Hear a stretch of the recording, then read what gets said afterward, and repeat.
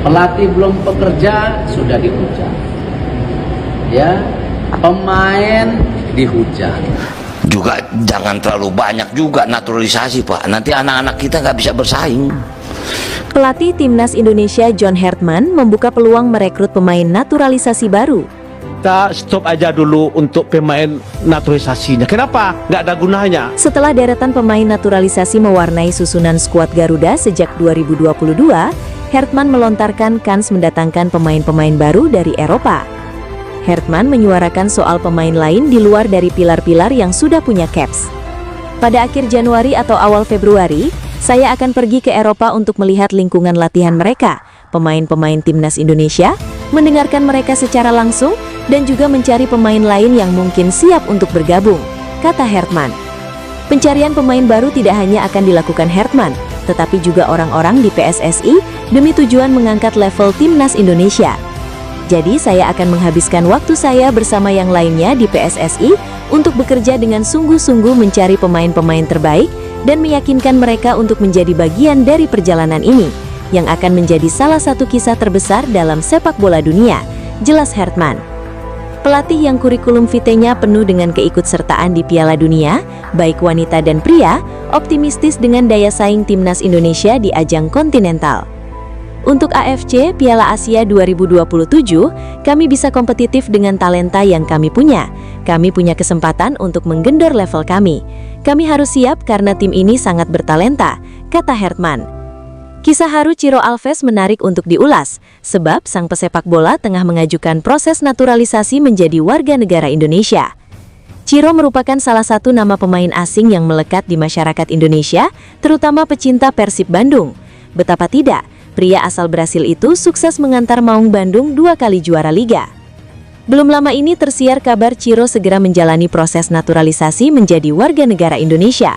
Hal itu diketahui dari unggahan akun Instagram kantor wilayah Kementerian Hukum Maluku Utara.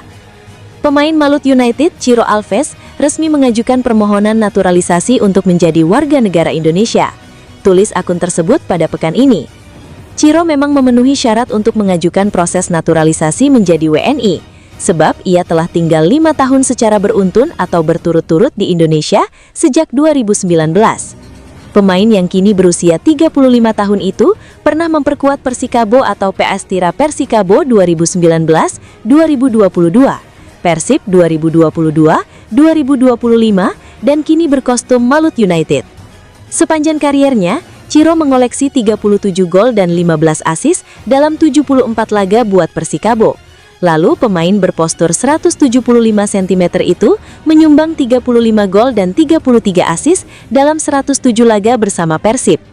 Kini Ciro menorehkan 4 gol dan 2 assist dalam 12 laga di Malut United.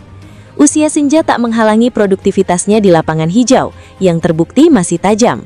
Dengan mengajukan permohonan menjadi WNI, Ciro bisa berkontribusi pada sepak bola Indonesia dan negara yang dicintainya ini. Betapa tidak, ia rela melepas paspor Brasil untuk diganti ke Indonesia. Itulah kisah haru Ciro Alves, ajukan proses naturalisasi WNI karena jatuh cinta dan siap bantu sepak bola Indonesia. Patut dinanti apakah janji itu bisa ditunaikan atau tidak. Sinyal kejutan naturalisasi langka Timnas Indonesia, John Hertman bisa nego dengan pemain belia asal E-League, intip profilnya. Dilansir tribunwow.com, pelatih baru Timnas Indonesia John Hertman segera lakukan manuvernya untuk mencari bibit baru pemain keturunan untuk bela skuad Garuda. Bahkan disebutkan, John Hertman sudah berencana bakal ke Eropa untuk mencari pemain keturunan yang masih eligible untuk Timnas Indonesia. Kabar John Hertman bakal bertolak ke Eropa dibeberkan ketika melakukan konferensi pers di Jakarta, Selasa 13 Januari 2026.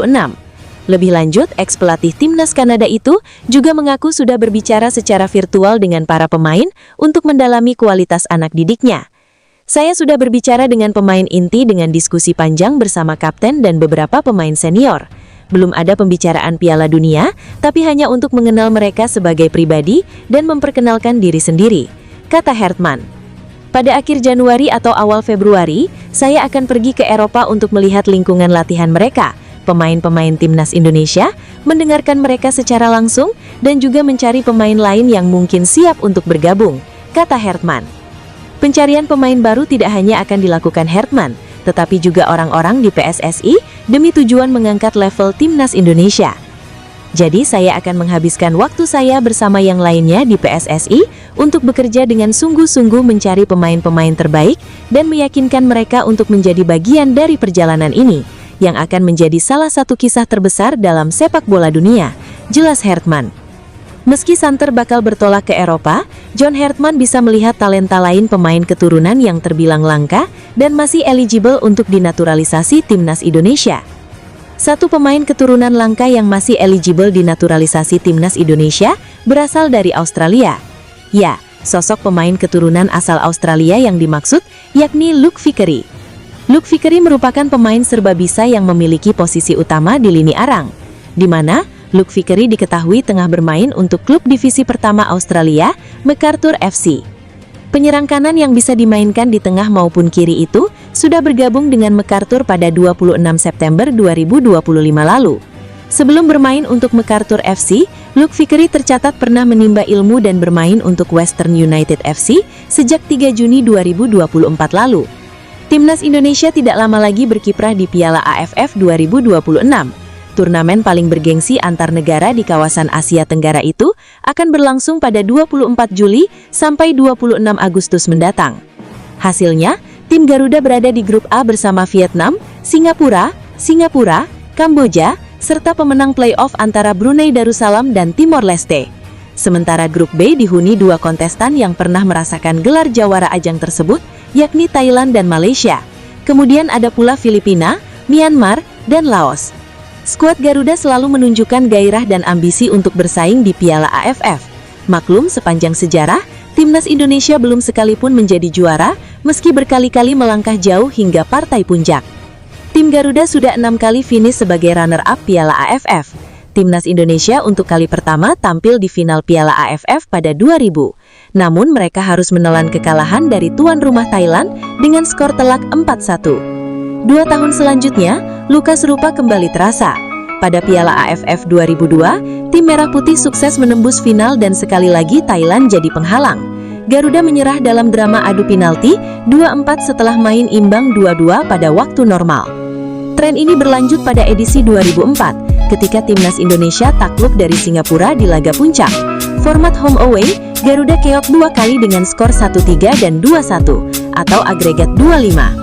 Setelah penantian panjang, timnas Indonesia comeback ke final pada Piala AFF 2010. Publik tanah air kala itu menaruh harapan besar, tetapi Malaysia tampil sebagai mimpi buruk dengan kemenangan agregat 4-2 atas tim Garuda.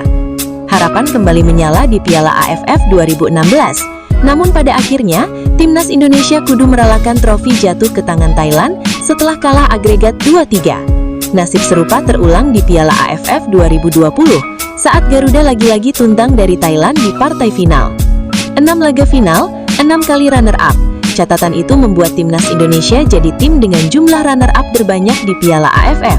Tapi ironisnya, Garuda belum beruntung mengangkat trofi juara. Menariknya, kisah timnas Indonesia justru berbeda di ajang SEA Games.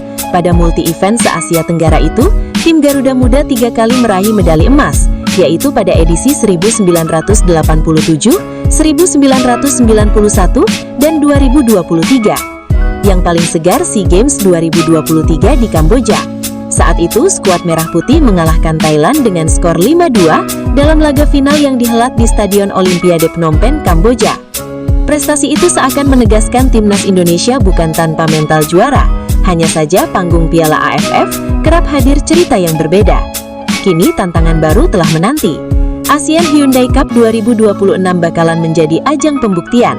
Apakah timnas Indonesia akan kembali menambah daftar runner-up, atau sebaliknya bisa mengakhiri kutukan panjang dan menulis sejarah baru sebagai juara? Timnas Indonesia akan melakoni duel panas di Piala AFF 2026. Berdasarkan hasil drawing yang telah dilakukan pada Kamis, 15 Januari 2026 di Studio RCTI Kebonjeruk, Jakarta, Indonesia masuk grup A. Indonesia akan kembali berhadapan dengan juara Piala AFF tahun 2024 Vietnam di pot 1, Singapura di pot 2, Kamboja di pot 3, dan pemenang playoff antara Brunei Darussalam dan Timor Leste. Seusai drawing yang telah dilakukan kemarin, media asal Vietnam Soha.com mengatakan bahwa Indonesia paling senang dengan perubahan waktu penyelenggaraan AFF 2026. Piala AFF tahun ini bertepatan dengan masa jeda Liga Nasional Eropa, di mana kondisi ini menguntungkan bagi timnas Indonesia untuk memanggil pemain naturalisasi yang bermain di Eropa dengan resiko penolakan minimal dari klub masing-masing. Piala AFF 2026 akan menjadi turnamen besar pertama untuk John Hertman, pelatih baru timnas Indonesia. Pada saat drawing Piala AFF 2026, Kamis 15 Januari 2026, John Hertman memberikan pernyataan terkait harapan agar Garuda bisa memperbaiki catatannya. Klub Eredivisie Belanda Excelsior Rotterdam akhirnya memutuskan merekrut pemain sayap timnas Indonesia, Miliano Jonathans. Di bursa transfer dini Januari ini, Miliano dipinjam dari FC Utrecht hingga akhir musim nanti. Excelsior Rotterdam sendiri merupakan ex-klub pemain timnas Indonesia lainnya, Nathan Choeawan. Klub ini menjadi klub profesional pertama Nathan pada 2019 sebelum kemudian pindah ke Swansea City di Liga Inggris. Sementara itu, Miliano Jonathans yang baru saja bergabung di timnas Indonesia, seperti disampaikannya di laman resmi Excelsior Rotterdam, menyatakan sangat senang.